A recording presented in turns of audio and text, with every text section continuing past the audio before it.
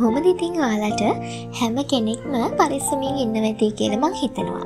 ඉතින් අද මං ඔයාලට අරගෙන ආවේ O level විභාගයේදී අපිට අනිවාර්යයෙන්ම දකින්න පුළුවන් ප්‍රශ්නයක් තියෙන පාඩමක්. ඒ තමයි නාම ප්‍රකෘති හා ධාතු ප්‍රකෘති කියලා කියන්නේ. ඉතින් වැඩි කතා නැතුව අපි යමු පාඩමට. හරි. අපි මුලින්ම බලමු ප්‍රකෘතියක් කියන්නේ මොකක්ද කියලා. ප්‍රකෘතියක් කියලා කියන්නේ මුල් ස්වરૂපය. අපි නාම පදයක හෝ ක්‍රියාපදයක මුල් ස්වરૂපයට ප්‍රකෘති කියලා කියනවා. ඉතින් මේ ප්‍රකෘති කොටස් දෙකයි. නාම ප්‍රකෘති, ධාතු ප්‍රකෘති. මෙතන මේ ධාතු ප්‍රකෘති කියලා කියන්නේ ක්‍රියා ප්‍රකෘති වලට. අපි මුලින්ම බලමු නාම ප්‍රකෘතියක් කියන්නේ මොකක්ද කියලා. නාම ප්‍රකෘතියක් කියලා කියන්නේ නාම පදයක මුල් ස්වરૂපය. ඉතින් ඔයාලා දන්නවා නාම පදයන් ප්‍රාණවාචී අප්‍රාණවාචී විදිහට කොටස් දෙකකට බෙදෙනවා. අපි මුලින්ම ප්‍රාණවාචී නාම පදයක මුල් ස්වરૂපය එහෙම නැත්නම් නාම ප්‍රකෘතිය සාකච්ඡා කරමු.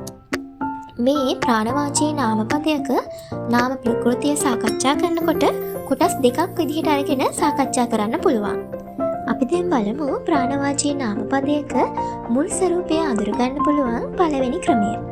ඒ තමයි ප්‍රාණවාචී නාම පදයකට අයිතිය හැඟවෙන පදයක් එකතු කරනවා. ඉතින් අපිට මෙහෙම එකතු කළාට පස්සේ නාම පදයේ මුල් ස්වરૂපය අඳුරගන්න පුළුවන්. උදාහරණයක් විදිහට ගත්තොත් එහෙම බල්ලාගේ වලිගය. අපි මේක කියන්නේ කොහොමද? බල්ලා වලිගය කියලා කියන්නේ නෑනේ. බලු වලිගය කියලානේ කියන්නේ. අන්න එතන තියෙනවනේ බලු කියන වචනේ තමයි මෙතන අපි නාම ප්‍රකෘතිය විදිහට ගන්නෙ. ඊළඟට අපි බලමු ප්‍රාණවාචී නාම පදයක නාම ප්‍රකෘතිය අඳුරගන්න පුළුවන් දෙවෙනි ක්‍රමය. ඒ තමයි අපි නාම පදයක් අගට දානවා සමූහාර්ථවාචී පදයක්. දැන් උදාහරණයක් විදිහට ගත්තොත් එහෙම කුරුල්ලා කියන පදයට අපි දාමුකෝ සමූහාර්ථවාචී පදයක් රෑන කියලා. එතකොට එන්නේ කුරුල්ලා රෑන කියලා නෙමෙයිනේ, කුරුළු රෑන කියලා. එතකොට මේකේ රෑන කියන වචනය අයින් කළාට පස්සේ අපිට ඉතුරු වෙන්නේ කුරුළු කියන එක. ඉතින් මේක තමයි අපේ නාම ප්‍රකෘතිය. ඊළඟට අපි බලමු අප්‍රාණවාචී නාම පදයක නාම ප්‍රකෘතිය අඳුරගන්නේ කොහොමද කියලා.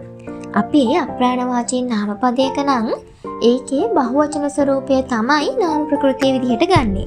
උදාහරණයක් විදිහට කන්ද කියන වචනේ බහුවචන ස්වરૂපය තමයි කඳු කියන්නේ. ඉතින් මේ කඳු කියන වචනේ තමයි මේ කන්ද කියන වචනේ නාම ප්‍රකෘතිය විදිහට අපි ගන්නෙ.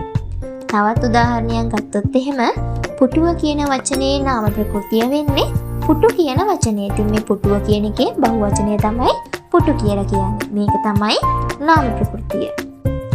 ඊළඟට අපි ධාතු ප්‍රකෘතිය ගැන ඉගෙන ගමු. ධාතු ප්‍රකෘතිය කියලා කියන්නේ ක්‍රියාපදයක මුල් ස්වરૂපයට. ඉතින් මේ ක්‍රියාපදයක මුල් ස්වરૂපය අඳුරගන්න පුළුවන් ලේසිම විදිය තමයි අපිට දීලා තියෙන ක්‍රියාපදය මිශ්‍ර ක්‍රියාවක් බවට පත් කරන්න ඕනේ. ඒ කියන්නේ ඔයාලා දන්නවා මිශ්‍ර ක්‍රියාවක් නම් අගට මින් ප්‍රත්‍ය එකතු වෙලා තියෙනවා. මම මෙතනදී උදාහරණයක් ගත්තා. කනවා කියන වචනයට අපි මින් ප්‍රත්‍ය එකතු කරනවා. එතකොට කමින් කියන වචනය හැදෙනවා. ඒ කමින් කියන වචනයේ මින් ප්‍රත්‍ය අයින් කළාට පස්සේ ක අකුර ඉතුරු වෙනවා. ඉතින් මේක තමයි අපේ ධාතු ප්‍රකෘතිය.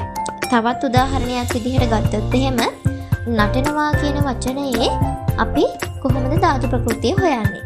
නටනවා කියන වචනයට මින් ප්‍රත්‍ය එකතු කරනවා. එතකොට හැදෙනවා නටමින්. නටමින් කියන එකේ මින් ප්‍රත්‍ය අයින් කරාට පස්සේ නට කියන එක තමයි අපේ ධාතු ප්‍රකෘතිය වෙන්නේ. මං හිතනවා දැන් ඔයාලට නාම ප්‍රකෘති වගේම ධාතු ප්‍රකෘති හොඳට තේරෙනවා ඇති කියලා. ඉතින් අදට වීඩියෝ එක අවසන් කරනවා. ස්ටඩි විත් ඉඳු එක ආදරෙන් රැඳී සිටපුවාට ගොඩාක් ස්තුතියි කියලා මතක් කරනවා.